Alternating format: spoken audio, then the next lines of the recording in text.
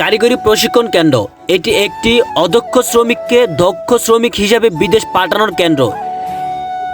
এই কেন্দ্রে ফ্রিতে কাজ শেখানো হয়।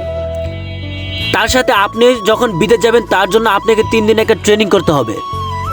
3 দিন ট্রেনিং শেষ হওয়ার পর আপনি একটি সরকারি লাইসেন্স প্রাপ্ত সার্টিফিকেট পাবেন, যেই সার্টিফিকেটটি আপনার বিদেশের জন্য অত্যন্ত জরুরি এবং কি প্রয়োজন।